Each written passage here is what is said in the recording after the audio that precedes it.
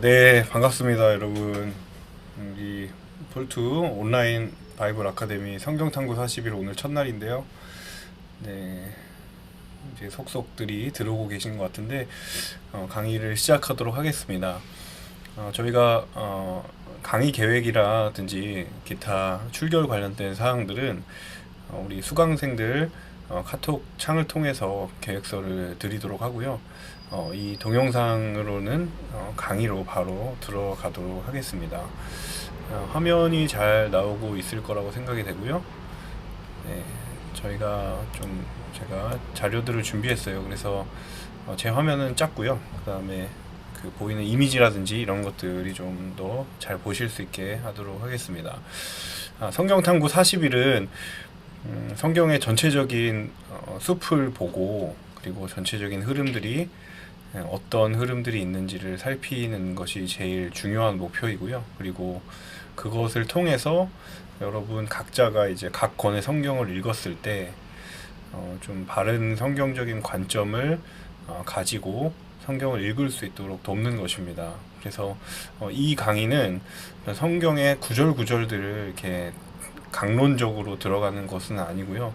조금 더 이렇게 한 걸음 좀 뒤떨어져서 숲을 보고, 또 어떻게 전체적인 성경의 흐름들이 진행이 되는지, 또 이야기가 이루어져 가는지를 함께 좀 나누어 보는 그런 시간을 갖도록 하겠습니다. 오늘부터 총 10주의 시간인데 여러분에게 정말 좀 귀한 은혜의 시간이 되기를 바라고, 또 배움의 시간, 도전의 시간이 될 수 있기를 바랍니다. 네, 첫 번째 강의는 우리 성경의 구조, 그리고 성경 속에 나타난 지리와 기후들, 이런 부분들을 함께 좀 나누어 보려고 합니다. 여러분, 성경을 읽음에 있어서 어떤 성경의 구분들이 가능하고, 그리고 성경을 읽음에 있어서 좀 여러분이 보실 필요가 있는 지리와 기후들을 간단하게 한번 살펴보도록 하겠습니다. 화면을 보시면서 같이 한번 이야기를 나눠볼게요. 가장 먼저는요, 성경이 뭘까라는 부분입니다. 성경이 뭘까?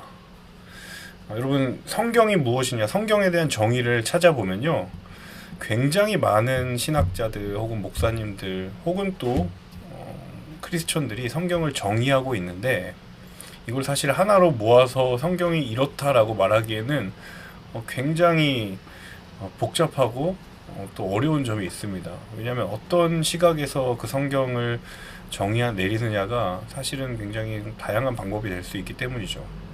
근데 저도 이제 이 성경에 대한 정의를 좀 다시 한번 해보려고 여러 가지 책이라든지 또 여러 가지 서적들을 좀 찾아봤는데, 저는 이런 결론을 한번 정의를 내려보고 싶어요. 성경은 하나님에 대한 인간, 우리 피조물인 하나님께서 지으신 하나님에 대한 인간의 경험적 고백을 담은 하나님의 말씀이다 라고 정의를 내릴 수 있지 않을까. 이 문장 안에는 굉장히 중요한 키워드들이 몇 가지 있습니다. 여러분, 화면 보시는 대로 제가 다른 색깔 그리고 밑줄로 표시를 해놨죠. 먼저 성경은 하나님에 대한 이야기입니다. 첫 번째는 하나님입니다. 성경이 무엇을 말하느냐, 하나님에 대한 이야기고요. 그리고 신약에서는 이 하나님이 예수 그리스도로 나타나시죠. 그러니까 하나님을 말하고 예수 그리스도를 이야기하는 것이 성경의 가장 중요한 목적입니다. 그래서 성경이 어떤 다른 도덕적이거나 윤리적이거나 교훈적인 책과는 구별되는 지점이 무엇이냐면, 바로 성경은 하나님에 대한 경험적인 그 고백을 담고 있기 때문이죠. 화면이 갑자기 나오네요. 네.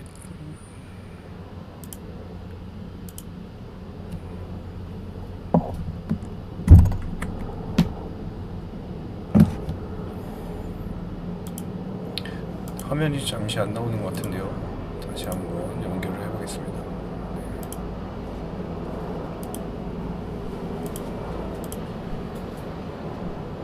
네. 됐죠?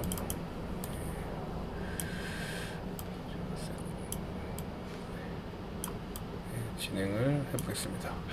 네, 계속 갈게요. 네, 성경은 하나님에 대한 인간의 경험적 고백을 담은 하나님의 말씀이다라고 했는데, 첫 번째 말씀드렸던 건 하나님에 대한 이야기고요. 그리고 그 하나님을 사람이 경험하게 되죠. 하나님과의 관계 속에서, 혹은 하나님이 허락하시는 어떤 상황 속에서, 그런 일들 속에서 그 하나님을 경험합니다. 그래서 그 경험을 바탕으로 한 고백이 바로 성경이죠. 그래서 이 성경이라는 정의 자체가 주는 굉장히 중요한 도전 중에 하나는, 성경을 통해 내가 하나님을 경험하고 있느냐, 성경을 통해 내가 하나님을 만나고 있느냐가 굉장히 중요한 도전이 됩니다. 사실 이 정의만으로도 굉장히 중요한 도전이죠. 성경의 본질은요, 하나님께서 당신의 말씀을 전하심으로 인해서 그것을 사람들로 하여금 경험하게 하시기 위함이에요. 그래서 내가 성경을 통해서 하나님을 만날 수 있고, 내가 성경을 통해서 예수 그리스도를 알 수 있는 것이 성경의 가장 중요한 유익이 되는 거죠. 그리고 그것이 맨 끝에 있는 하나님의 말씀이 됩니다. 자, 성경엔 사람이 썼습니다. 네, 어떤 분들은 하나님이 뭔가 영으로 임해서 휘리릭 성경을 썼다라고 생각하시는 분이 뭐 간혹 가다가 있으시기도 한데, 성경은 어디까지나 사람이 썼습니다. 그런데 그 사람이 누구냐면 바로 성령의 감동을 받은 사람들이에요. 그러니까 아무나 기록한 게 아니라 성령의 충만한 감동을 받은 사람이 하나님의 말씀을 기록한 것이죠.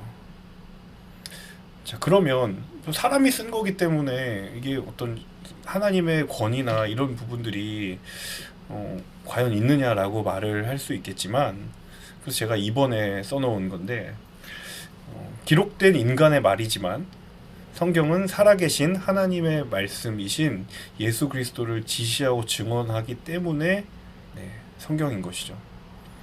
사람의 말이긴 합니다. 사람이 받아 적었고 사람의 언어로, 사람의 문자로 쓴 것은 분명히 맞지만, 그 성경이 가리키고 있는 바가 바로 살아계신 말씀이신 예수 그리스도를 가리키고 있고 그것을 이야기하고 있기 때문에, 그래서 성경이라는 거예요. 그래서 혹시라도 주변에 믿지 않은 분들이라든지 성경에 대해서 어떤 논쟁이 있을 때 그 사람이 쓴 것이 아니냐라고 이야기를 하는 분들이 꽤 많거든요. 분명히 그것은 맞습니다. 하나 인간이 쓴 것이 맞지만 그 사람이 성령의 감동을 받은 것이고, 두 번째는 그 말이 사람의 말이 아니라 하나님을 가리키고 있고 하나님에 대해서 이야기하고 있기 때문에 그것이 성경에 구별된 지점이라고 분명히 이야기할 수 있겠다라는 것이죠. 자, 성경이 어떻게 그럼 형성이 됐을까? 네, 한 번쯤은 궁금해 볼 법한 이야기인데요. 일단 성경이 아까도 이야기했지만 하나님께서 사람에게 말씀하십니다. 인간에게. 그것을 이제 조금 신학적인 단어로 말하면 계시라고 이야기해요. 계시. 그래서 하나님의 계시가 사람에게 임합니다. 그러면 아주 오래 이전에 있습니다. 이걸 구두전승이라고 합니다. 여러분 두 번 그 그림 잘 보고 계시죠? 네, 구두전승이라고 합니다. 그래서 이 구두전승으로 이어져 갑니다. 근데 이게 우리가 알고 있는 어떤 입에서 입으로 내려가는 그런 오늘날 시대의 암기력과는 조금 달라요. 그 당시만 해도 우리가 문장으로, 그리고 혹은 언어로 그 암기하고 있는 말이 상당히 적은 분량이지만, 그 당시만 해도 어떤 저장의 공간이나 경로가 없었기 때문에 그들의 암기력은 오늘날보다는 좀 차이가 많이 났습니다. 그래서 성경을 통으로 암기한다든지 이런 식으로 정말 전달할 만큼의 어떤 사람이 가지고 있는 전달의 분량이 있었어요. 그래서 그런 식으로 구두 전승이 되다가 조금 시간이 흐르면서 이제 글을 적을 수 있는 종이가 생기고 문자가 발명되고 또 필기할 수 있는 도구들이 일어나면서 이제는 말이 아니라 이제 문서로 쓰게 되죠. 글로 적게 됩니다. 그래서 여러분 잘 알고 계시는 것처럼 성경은 원본이 있는 게 아니라 사본이 많습니다. 엄청나게 많은 그 구두 전승을 받았던 사람들이 그 자기가 알고 있는 그 암기를 바탕으로 이제 문서의 시대에 그것을 기록하게 되죠. 그래서 사본들이 굉장히 많이 있습니다. 그런 문서화에서 문서 전승으로 이어져 갑니다. 자, 근데 여기서 문제가 생기죠.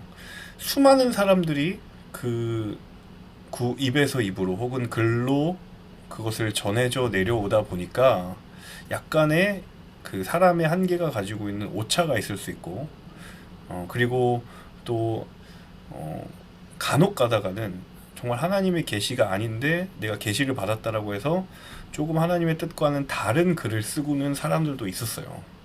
그래서 이것을 이제 걸러야 하는 상황들이 생기고, 그리고 또 한 가지는 어떤 부분이 있냐면 이제 기독교가 점점 사람들이 많아지면서 기독교와는 조금 다른 내용, 그러니까 여러분 잘 알고 있는 이단이 생기기 시작합니다. 그래서 그 이단과 진짜 하나님의 말씀을 따르는 이 기독교가 구별되어야 될 필요가 있기 때문에 그 구별의 기준을 둬야 하는 필요성이 생긴 거죠. 그래서 무엇이 진짜 성경이고, 그리고 이것은 성경으로서 인정할 수 없는 것이다 하는 것을 분별하는 과정들이 생깁니다. 그걸 뭐라고 이야기하냐면 바로 정경화 과정이라고 합니다. 그래서 그 오랜 시간 동안 이 정경화 과정을 거친 이후에 여러분이 지금 손에 쥐고 읽고 있는 바로 구약 39권, 신약 27권의 총 66권의 성경이 형성이 되는 거예요. 그러니까 단시간 내에 이게 성경 66권이 딱 전해져 내려왔던 것이 아니라 이런 여러 과정들을 겪으면서 우리가 지금 읽고 있는 성경 66권이 우리 손에 오게 된 것입니다. 굉장히 제가 간단하게 설명을 드렸고요. 사실 이 성경의 형성 과정만 해도 엄청난 이야기를 할 수 있지만 오늘 이 강의의 주제는 아니기 때문에 간단하게 이 정도로 설명하고 넘어가도록 하겠습니다. 자, 그러면 구약 성경과 신약 성경을 좀 한눈으로 어떻게 볼 수 있을까? 이 부분은 제가 여러분 가지고 계신 교재의 6페이지를 좀 중심으로 이야기를 같이 드릴 텐데요. 자, 성경을 어떻게 한눈으로 볼 것인가? 사실 이것도 방법론적으로 굉장히 많이 있습니다. 어떻게 구분을 하고 어떤 것을 기준으로 그 성경을 나눌 것인지에 따라 조금씩 의미들이 달라지거든요. 하지만 의미가 다르다고 해서 전혀 틀린 이야기를 하는 건 아니고요. 조금씩 다른 관점으로 접근을 해볼 수 있다는 얘기죠. 그 6페이지 중에 여러분 보시면 일단 구약 성경과 신약 성경으로 성경이 구분될 수 있지만 구약 성경에 대한 전체적인 이야기와 그리고 신약 성경에 대한 전체적인 이야기가 한마디로 요약을 하자면 그림과 같을 것 같아요. 구약 성경은 바로 태초, 창조부터 예수님이 태어나시기 전까지의 이야기겠죠. 그러니까 예수 그리스도, 예수님을 기준으로, 예수님의 탄생을 기준으로 before Christ, 그 다음에 AD 이렇게 구분이 되잖아요. BC와 AD로 구분하듯이 구약 성경은 예수님이 태어나시기 이전까지의 이야기, 태초의 창조부터 예수님이 태어나시기 전까지의 이야기인데 이 안에 있는 세상에 일어난 모든 얘기가 있는 게 아니라 괄호가 중요하죠. 이스라엘을 중심으로, 이스라엘이라고 하는 하나님의 선택된 백성을 중심으로 창조부터 예수님 전까지의 이야기다. 여러분이 이스라엘을 중심으로라는 괄호의 표현을 잘 기억해 두세요. 사실 이 말이 빠지면요, 마치 성경이 창조부터 예수님 태어나기 전까지의 역사책으로 이해할 수 있는 가능성이 있거든요. 근데 사실 성경은 역사책은 아닙니다. 인류의 모든 역사를 성경에 기록되어 있는 책은 아니거든요. 그러니까 이스라엘이라고 하는 한 민족의 창조함으로 인해서 그 이후의 이야기인 신약 성경으로 이어져 갑니다.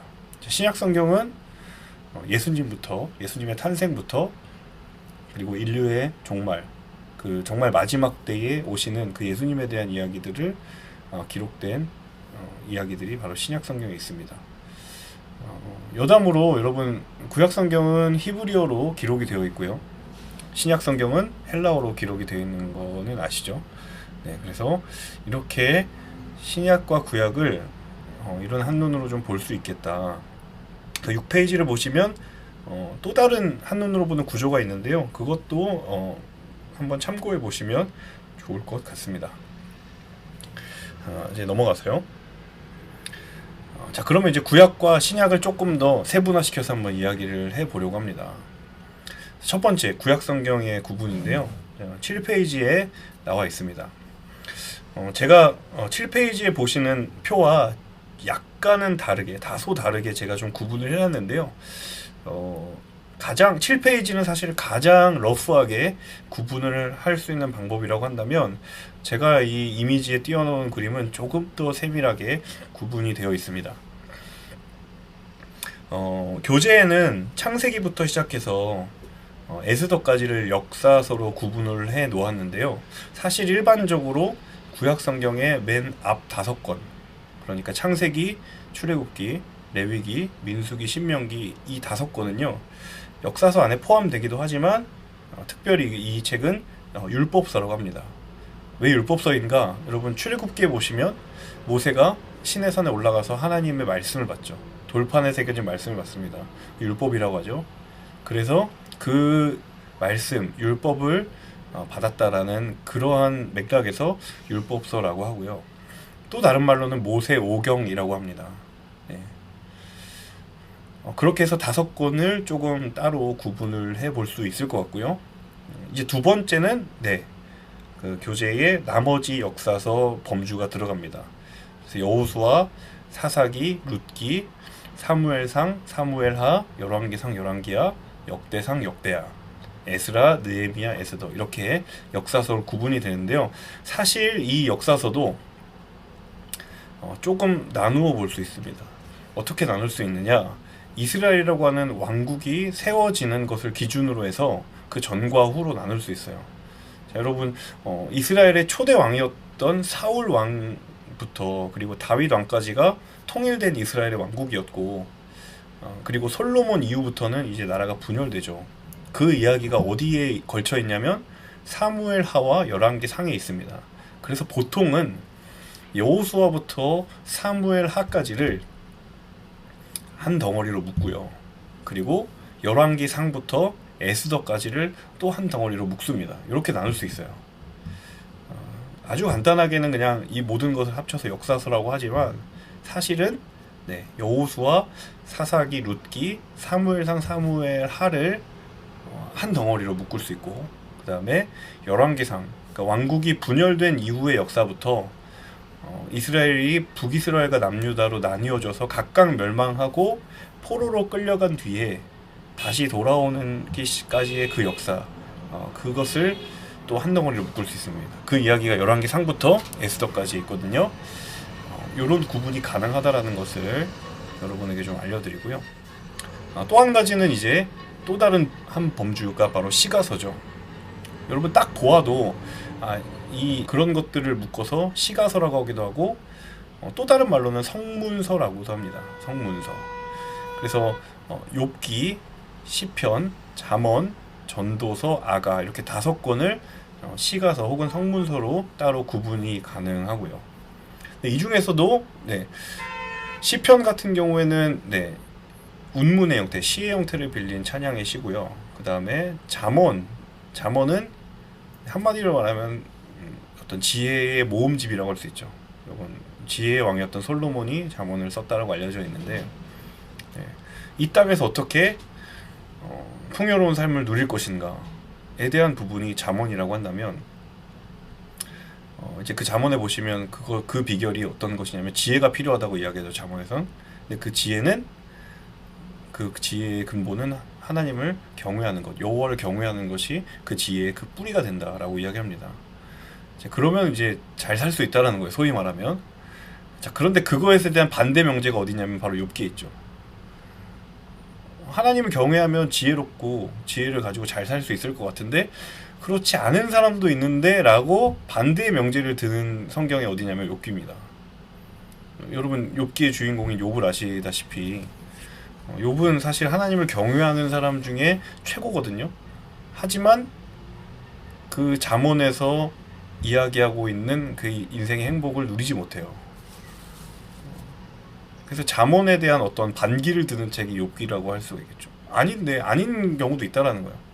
여러분도 살다 보면 그런 경우들도 많이 보잖아요. 하나님 정말 잘 믿고 신앙생활 잘하는 것 같은데 왜 저 사람은 저렇게 인생이 어려운가. 또 반대로 교회도 다니지 않고 하나님을 전혀 모르는 사람인데 왜 저 사람은 사람의 눈에 보이기에 잘 살고 좋은 길을 걸어가는 걸까 라고 생각 들 수 있는 경우 굉장히 많습니다. 잠언에 대한 반기를 드는 이 욥기처럼 항상 우리에게도 그런 마음이 있죠. 그래서 잠언과 욥기가 서로 반대 명제라고 한다면 그것의 어떤 그 결론적인 이야기가 뭐냐면 바로 전도서예요. 하나님을 경외하고 이 땅에서 지혜를 가지고 살아가는 것이 인생의 행보인 것 같고 그렇지 않은 경우도 있지만 결국의 결론은 뭐냐면 전도서가 말하고 있는 우리의 이 땅에서 인생이 유한하고 헛되다라는 결론이 나오는 거죠. 이게 사실 염세주의적이고 회의주의적인 그런 이야기가 아니라 결국에는 우리의 영혼이 하나님 손에 속해 있는 것이 그것이 우리에게 영혼을 향한 갈망이 우리에게 있다. 이게 사실 전도서의 이야기입니다. 네. 그래서 사실 욥기와 잠언과 전도서는 굉장히 그 변증법적인 관계에 있습니다. 아가는 이제 인간의 사랑의 노래, 아름다운 결혼이라는 이 관계를 통한 사랑의 노래를 이야기하기도 하고 사실 그것이 조금 더 비유적으로 하나님과 그리스도인의 사랑의 관계를 이야기하는 책이죠. 네, 마지막 한 가지 범주는요, 예언서입니다. 이 예언서는 이사야부터 성경의 마지막 구약 성경의 마지막 권인 말라기까지를 이야기합니다. 여러분 성경을 그 예언서 부분을 보시면 아시겠지만 분량이 많이 달라요. 이사야와 예레미야는 50장 이상의 용량이 그 장수가 많고 그리고 이제 하박국 그리고 뭐 예를 들면 호세아 이런 예언서들을 보면 굉장히 분량이 적거든요. 그래서 분량에 따라 이 예언서가 두 범주로 나눕니다. 대예언서와 소예언서. 그래서 이사야, 예레미야, 그리고 예레미야 애가는 사실 예레미야와 좀 같이 짝을 이루고요. 에스겔, 다니엘까지를 대예언서로 보고요. 그 다음에 호세아부터 말라기까지를 12소예언서 이렇게 이야기를 합니다. 이 예언서에서 여러분 중요하게 생각해 보아야 할 점은요. 이 예언서가 바로 구약 성경의 역사서 중에 열왕기상, 열왕기하와 시대적인 흐름을 같이 가고 있다는 거예요. 그러니까 이게 지금 역사서와 예언서 범주로 나눠져 있다고 보니까 이게 시대적인 흐름이 같이 가고 있다는 생각을 못 가지는 경우가 있는데 사실은 이사야, 예레미야 그리고 12 예언자들은 이 열왕기상, 열왕기하 이 시대에 활동했던 사람들이에요. 그래서 가장 성경을 매끄럽고 그리고 깊이 있게 읽을 수 있으려면 사실 열왕기상, 열왕기하 시대에 이 예언서에 있는 선지자들이 언제 활동했는가를 여러분이 비교하면서 읽으시면 굉장히 여러분의 묵상의 깊이를 더할 수 있습니다. 특별히 12소 예언서들을 여러분 읽어보시면요. 각 권의 1장 1절에 보시면 이 예언자가 어느 왕시대에 활동했던 그리고 어느 지역 출신 선지자라는 이야기를 하는 경우들이 굉장히 많습니다. 근데 그게 여러분 그 해당 성경을 이해할 수 있는 굉장히 중요한 단서가 돼요. 우리 한 가지만 찾아볼까요? 이건 대본에 없는 건데 한번 찾아보겠습니다. 네, 제가 한 구절만 한번 읽어볼게요. 혹시 가지고 계신 성경 있으시면 같이 보면 좋을 것 같아요. 구약 성경 아모스를 한번 찾아보시면요.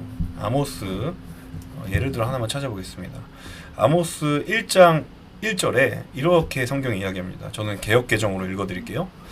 유다 왕 우시야의 시대 곧 이스라엘 왕 요아스의 아들 여로보암의 시대 지지인 전 2년에 드고와 목자 중 아모스가 이스라엘에 대하여 이상으로 받은 말씀이다. 저기 보시면 시대 배경이 나와 있죠. 유다 왕, 여기 이 유다는 남유다를 말합니다. 유다 왕 우시야 시대. 그리고 나라가 분열되어 있으니까 당연히 북에 이스라엘이 있겠죠. 북이스라엘 왕 요아스의 아들 여로보암의 시대. 자, 이 아모스가 언제 활동했느냐를 명시하고 있는 시대인데요. 사실 이 왕들이 어떤 삶을 살았는지를 이 역사서를 통해서 여러분이 단서를 가지고 오시면 아모스가 어떤 마음으로 하나님의 일을 감당했는지를 알 수 있습니다.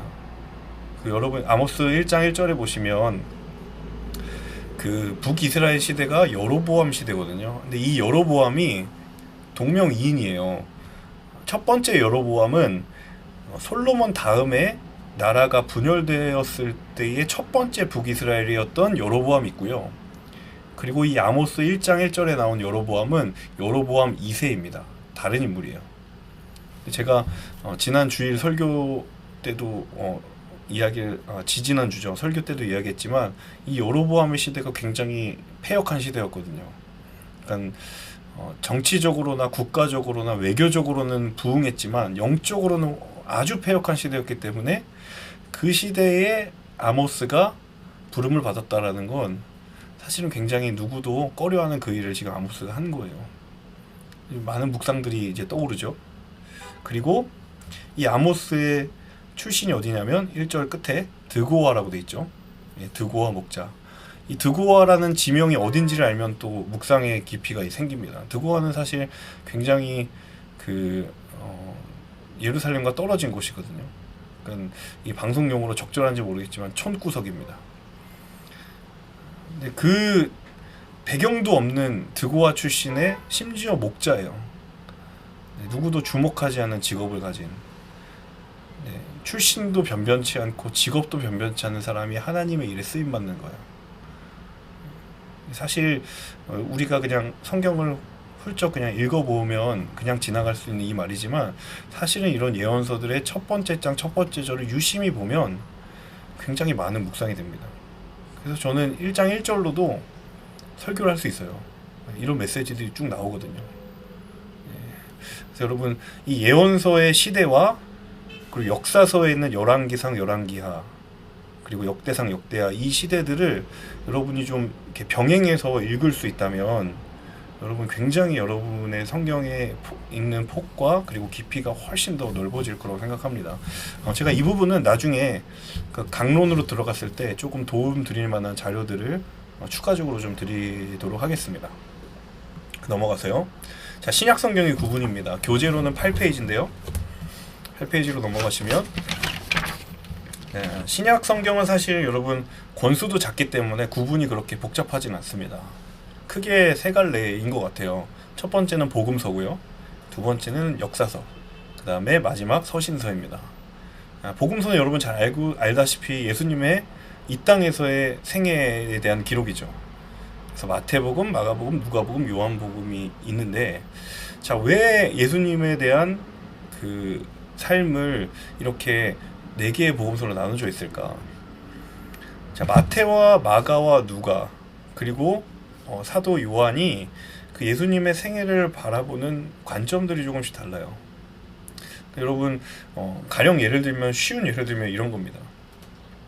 자, 어떤 내 친구를 만났는데 내 친구와 관계 있는 사람이 나도 있고 또 다른 한 사람이 있다고 가정을 하면 그 내 친구를 바라보는 나의 시선과 그리고 내 친구를 바라보는 또 다른 친구의 시선은 같을 수가 없어요. 느끼는 것이 다를 수 있고 그리고 그 친구에 대한 인상이 다르거든요.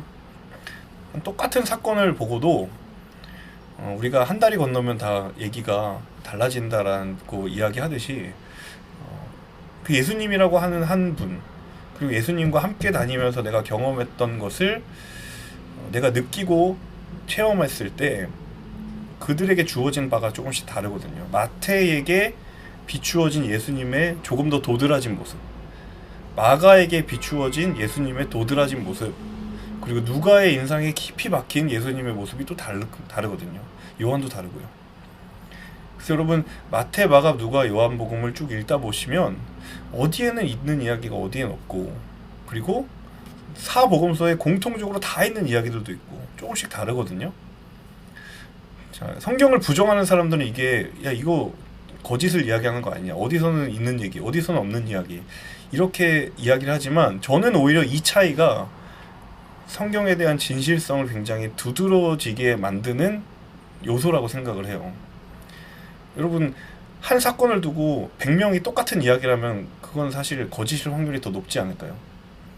공산주의 사회에서 그렇게 많이 하죠. 거짓을 종용하는 것. 그런 사회들 많이 있잖아요. 똑같은 사건을 두고도 조금씩 결이 다른 이야기 한다라는 건 사실은 그것이 오히려 그 사건과 혹은 그 인물에 대한 그 사실성을, 신빙성을 더 높여주는 장치가 아닐까라는 생각이 듭니다.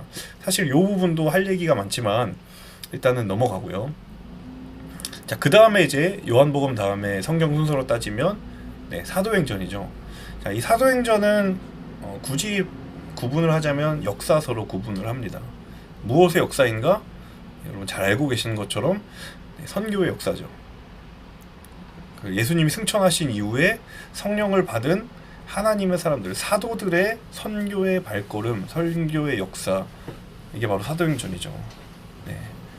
그리고 그 사도행전의 역사 중에 바울이라는 위대한 인물이 있었고, 그리고 여러 사도의 흔적들이 있었는데, 그 흔적들 속에서 바울이 썼던 편지, 그리고 다른 사도들이 썼던, 이름은 알 수 없지만 하나님의 사람들이 썼던 편지들이 기록이 되어 남아 있습니다. 그 범주가 바로 서신서이죠. 그래서 세 번째 카테고리는 서신서고요. 자, 이 서신서는 크게 바울이 쓴 편지를 바울 서신으로 따로 분류하고, 그리고 바울이 아닌 사람, 그리고 혹은 저자를 알 수 없는 사람이 쓴 편지를 이렇게 묶어서 일반 서신으로 분류를 합니다. 아주 간단하게 그냥 분류를 하는 거예요. 조금 더 세부적으로 분류할 수 있긴 하나 어쨌든 이렇게 두 범주로 분류를 합니다. 자, 첫 번째 바울 서신은요, 바로 로마 교회를 향해 바울이 썼던 교리 정리집, 여러분 잘 알고 있는 로마서, 익숙하기도 하지만 읽기 쉽지 않은 로마서, 그리고 고린도 교회에 보낸 편지, 고린도전서, 고린도후서, 갈라디아서, 그리고 에베소서, 빌립보서, 골로새서, 데살로니가 전서, 데살로니가 후서, 그리고 바울의 인생의 말년에 썼다라고 알려지는 디모데 전서, 디모데 후서, 그리고 디도서, 빌레몬서, 이렇게 나누어질 수 있을 것 같습니다. 사실 바울 서신도 조금 더 나누면 바울이 옥에 갇혔을 때 쓴 편지 해서 옥중 서신으로 따로 묻기도 하고 하지만 그 구분까지는 제가 이야기를 안 드리고요. 일단 바울 서신으로 통칭을 하도록 하겠습니다. 그리고 그 외에 일반 서신이 있죠. 히브리서, 야고보서, 베드로전서, 베드로후서, 그리고 요한 1, 2, 3서, 유다서, 마지막 요한계시록까지 이렇게 나누어 볼 수 있습니다. 제가 아까 구약성경 이야기 드리다가 그 예언서와 열왕기상, 열왕기하를 같이 병행해서 읽으면 굉장히 성경을 읽는데 도움이 된다라고 말씀을 드렸죠. 신약에서도 비슷한 관계가 있습니다. 그것은 무엇이냐면 사도행전과 바울서신의 관계예요. 여러분, 사도행전에 보시면 바울이 사도행전 앞부분, 초반부부터 이제 나오잖아요. 본격적으로 1차, 2차, 3차에 걸쳐서 전도한 선교의 흔적들이 사도행전에 있습니다.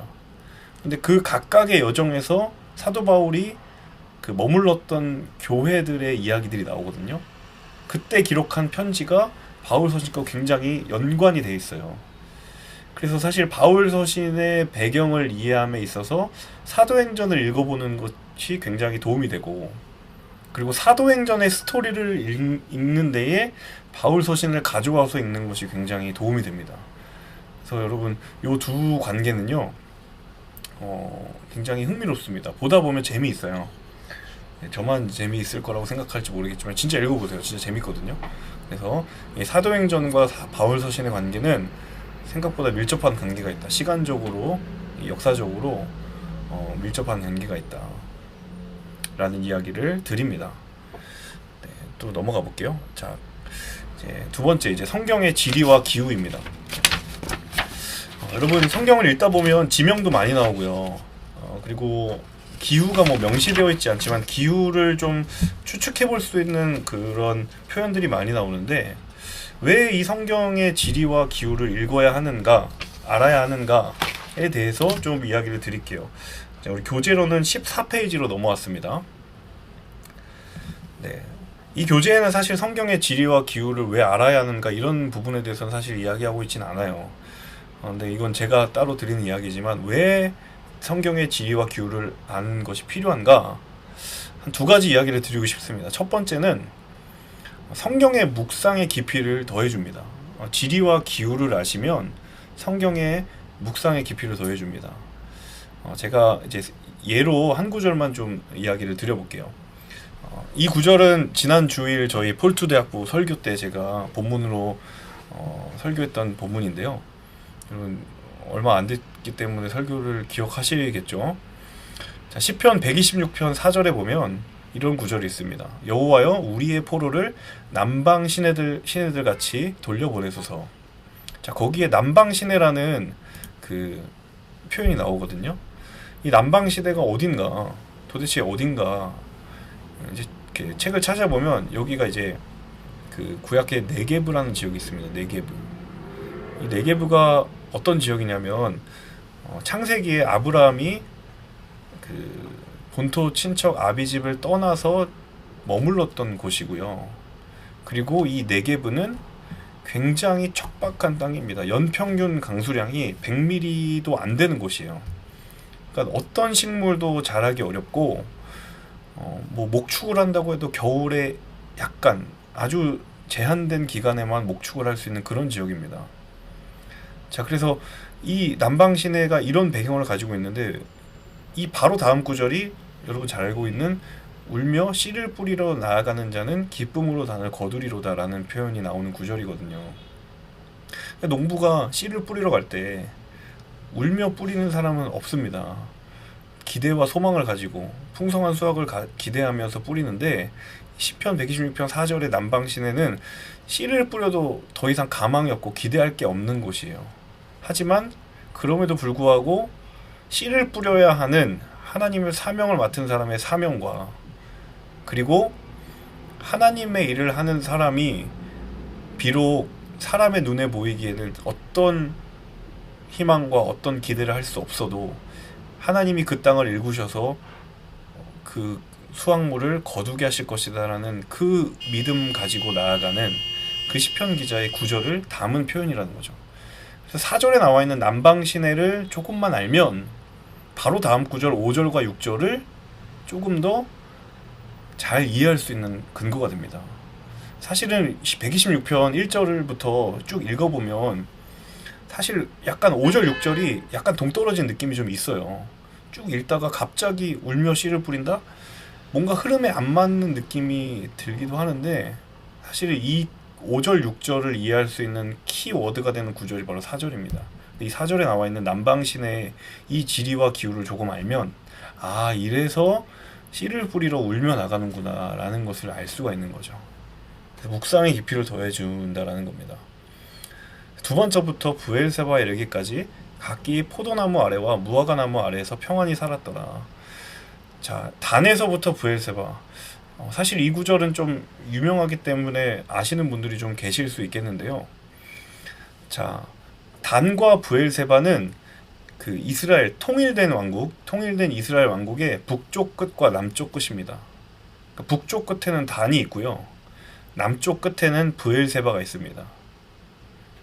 지금 이 열왕기상 4장은 아직 북이스라엘 남유다로 이 왕국이 분열되기 이전이거든요. 통일된 왕국이에요. 그래서 북쪽에는 단, 남쪽에는 브엘세바. 그러니까 우리나라로 말하면 한라에서 백두까지 이런 느낌이죠. 그러니까 단에서 브엘세바라고 하면 이스라엘의 전 영토를 의미하는 표현입니다. 근데 이제 이 지명을 모르면 왜 갑자기 단은 뭐고 브엘세바는 뭐야? 이거 도대체 어디 있는 거야? 라고 이야기하실 수도 있겠지만 사실 이거는 이스라엘 전역이 전역을 아우르는 말입니다. 그래서 이 4장 25절은요. 열왕기상 4장 25절은 이스라엘 전 지역이 평안했다. 하나님의 은혜를 받았다라는 구절로 이해를 하는 거예요. 그래서 성경의 바른 해석을 돕는데 굉장히 지리와 기후가 굉장히 좀 역할을 한다라고 생각을 하실 수 있을 것 같습니다. 자, 조금 더 이제 지리와 기후를 좀 보겠습니다. 조금만 더 이야기를 하고 강의를 마무리할게요. 자, 지도를 보시면요. 자, 이스라엘이 이제 여러분 어디에 있는지 대략 위치는 아시겠죠? 가운데 보시면 대해라는 게 있습니다. 오늘날은 대해가 아니고 지중해죠. 그 지중해 서쪽 연안에 붙어 있는 네, 곳이 이스라엘이죠. 오늘날의 이스라엘이죠. 이 지도상에서는 가나안이라고 표시되어 있고요. 네, 그리고 이 가나안을 기점으로 약 한 8시 방향, 9시 방향에 있는 곳이 바로 애굽입니다. 애굽 보이시죠? 그리고 네, 가나안에서 오후 3시 방향으로 보시면 자, 바벨론이 있고, 그리고 갈대아가 있고, 바사가 있고요. 자, 위편으로는 아수르, 그리고 메소포타미아 지역입니다. 자, 여기 지도에 지금 친절히 잘 표기가 되어 있는데 이 초록색 음영 처리가 되어 있는 부분이 바로 비옥한 초승달 지대라고 합니다.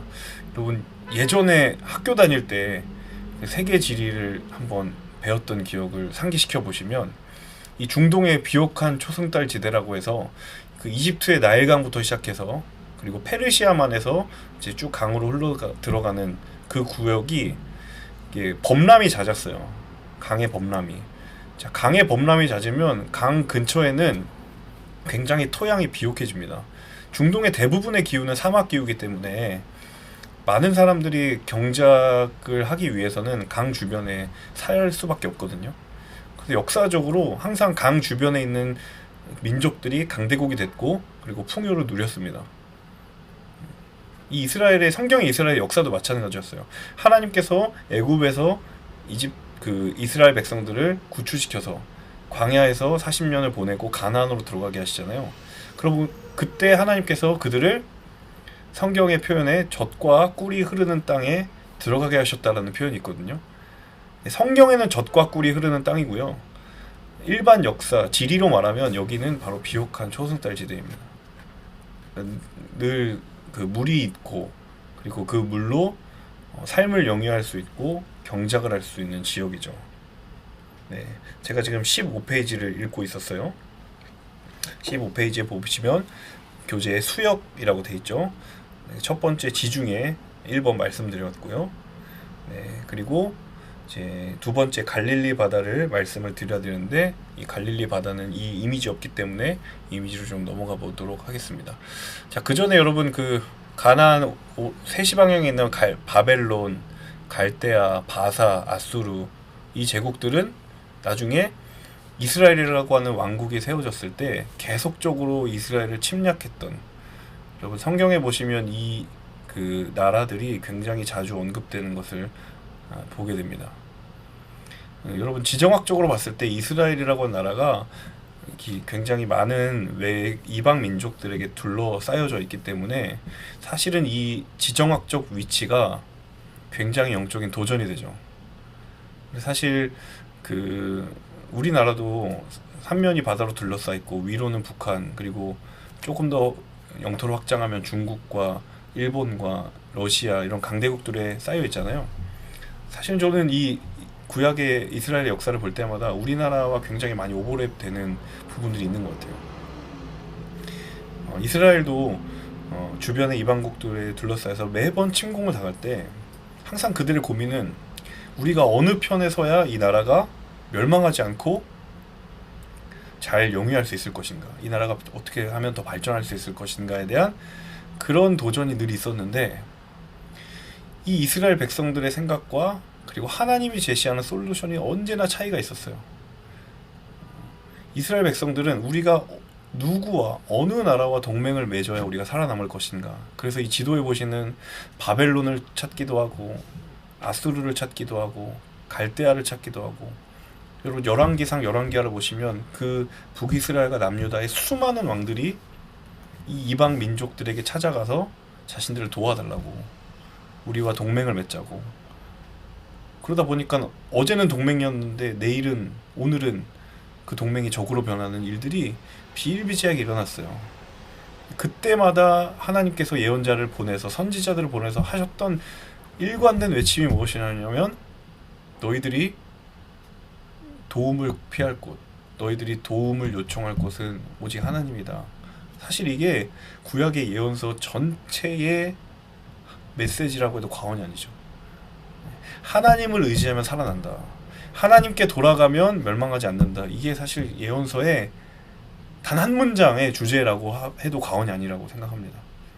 근데 이 지도를 보시면 이스라엘이 왜 영적으로 흔들렸는지를 알 수가 있고, 이걸 우리 삶으로 또 적용하면 또 적용이 가능하겠죠. 네. 자, 요거는 이제 이 이스라엘 지역을 동서로 이제 본 지역이에요. 맨 왼쪽에 약간 바닷물 보이는 데가 이제 지중해고요. 그리고 중간에 보시면 요단 계곡 있죠? 거기에 요단강이 흘러가는 곳이에요. 여러분 딱 봐서 아시겠지만 전체적으로 지형 자체가 동쪽이죠. 죄송합니다. 동쪽이 산지가 많고요. 그리고 서쪽이 평야가 많아요. 여러분 상식적으로 도시가 형성이 되고 군락이 형성되고 사람이 살려면 산악지대 가겠어요? 평야지대 가겠습니까? 당연히 평야지대로 가죠. 그래서 이런 지정학적인 구도가 있다. 일단 동쪽이 조금 더 지대가 높고요. 그리고 서쪽으로 갈수록 조금 더 낮다. 근데 여러분 예루살렘은 조금 위에 있죠? 언덕에 있죠? 참고 삼아 한번 보시면 될 것 같고요. 자, 조금 더 이제 예루살렘 지도를 한번 보겠습니다. 자, 요 지도는 여러분 18페이지를 보시면 제가 그 지도를 참고로 좀 표기를 해놨어요. 제가 사실 18페이지에 있는 지도를 열심히 찾았는데 똑같은 지도가 없어서 최대한 비슷한 지도를 찾고 18페이지에 있는 지명을 지금 보시는 이미지에 제가 표기를 해놨습니다. 자, 위에서부터 보시면 맨 위에 알파벳 I로 제가 박스에 단이라고 있죠. 제가 아까 읽었던 열왕기상 4장에 나와있는 단에서 브엘세바까지에서의 바로 그 단입니다. 북쪽이죠. 조금 내려와 보시면 C가 있는데요. 거기 C에 보시면 가버나움이라는 동네가 있습니다. 예수님께서 공생의 사역을 하실 때에 나왔던 동네죠. 네, 그리고 지금 이미지에선 잘은 보이지 않지만 가버나움의 오른쪽, 동쪽에 보시면 갈릴리 호수가 있어요. 여러분 갈릴리 호수라고 알려져 있지만 실제로 성지 순례를 가보시면 이건 호수가 아니라 거의 바다입니다. 근데 여기서 굉장히 놀라운 사실은 저는 갈릴리를 보지 못했습니다. 성지 순례를 아직 안 가봐가지고 그렇다고 하더라고요. 우리가 호수라고 알려져 있지만 사실 가면 바다 같다 들은 얘기를 하는 겁니다. 그렇대요. 가보고 싶네요. 자, 갈릴리 바다에서 이제 조금 왼쪽 아래로 내려오시면 거기 알파벳 D 나사렛 보이시죠? 예수님의 고향 나사렛. 뭐 이런 식으로 이렇게 지명 자기 출신 지역을 앞에 붙는 경우가 있는데 그 나사렛이 있고요. 근데 굉장히 나사렛이 작은 동네입니다. 작은 동네이고요. D에서 이제 좀 내려오시면 B에 보시면 사마리아가 있죠. 여러분 요한복음에서 그 4장에 보시면 예수님과 대화를 나눴던 여인의 출신지 바로 사마리아. 유대인들이 거들떠도 보지 않는 저주받은 동네 사마리아. 굉장히 영적으로 불결하다고 생각하는 그런 동네죠. 자, 그리고 조금 더 내려오시면 제2에 보시면 세겜이죠. 세겜이 있고요. 그 여호수아 시대와 사사 시대에 굉장히 정치 군사적인 중심지였고 므낫세 지파의 중심지이기도 합니다. 자, 세겜 바로 오른편에 보시면 가느다란 실처럼 파란색으로 표시되어 있는 강이 있죠. 요단강입니다. 요단강. 그리고 조금 내려오시면 그 유명한 알파벳 여리고가 있습니다. 여호수아서에 보시면 여리고성을 무너뜨리는 장면이 나오죠. 여리고가 있고요. 자, E에서 좌측으로 살짝 내려오시면 바로 A라는 박스에 보시면 지금 A하고 F가 겹쳐져 있는데요. A는 예루살렘이고요. F는 베들레헴입니다. 예루살렘 그리고 베들레헴. 예루살렘은 뭐 너무 잘 아시는 동네라고 생각을 합니다. 이스라엘의 수도 다윗 때부터. 그리고 F 베들레헴이죠. 베들레헴은 예수님이 태어난 곳이고, 예수님이 태어난 곳은 베들레헴이고요. 예수님의 유년 시절을 보낸 곳은 나사렛입니다. 혹시 혼동이 있을까 봐 말씀드려요. 예수님이 태어나시기 직전에 그 로마 제국의 남자 아이를 죽이라고 하는 명령 때문에 도망쳐 나가잖아요. 마리아와 요셉이. 그래서 베들레헴에 와서 구유에서 아기를 낳으셨는데 사실 이 요셉의 고향이 나사렛입니다. 그래서 나사렛에서 돌아가서 이 예수님이 나사렛에서 유년 시절을 보내죠. 그래서 나사렛 예수인 거예요. 네. 자, F에서 조금 내려오시면 G, 헤브론 있죠. 헤브론. 네. 헤브론 아주 유명한 곳입니다. 유다 지파의 중심지였던 헤브론.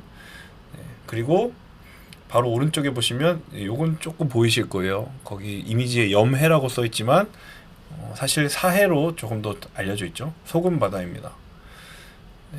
여기 정말 그 소금 염분이 엄청나서 그 둥둥 뜬대요. 네.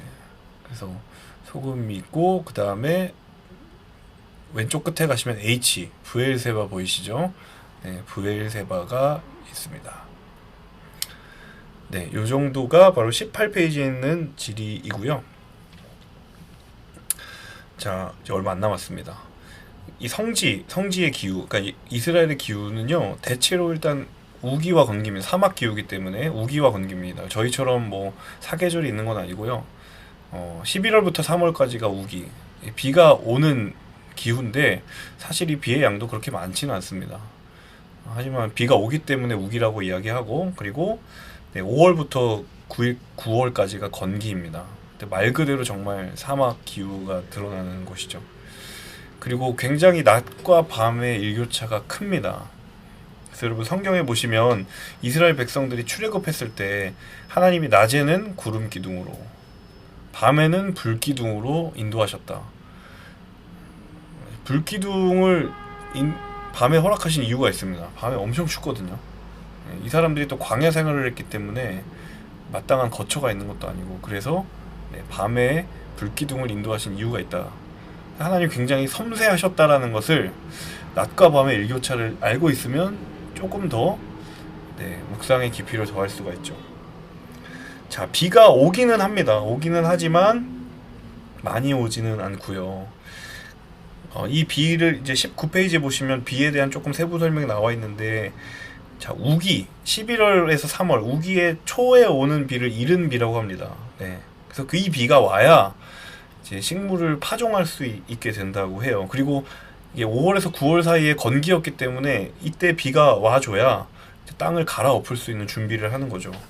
자, 그 다음에 우기 말쯤에 오는 비가 이제 늦은 비라고 하는데, 이제 그 이른 비가 왔을 때 땅을 갈아엎고 곡물을 심으면 이제 이 곡물이 자라날 때 필요한 비가 바로 늦은 비예요. 늦은 비.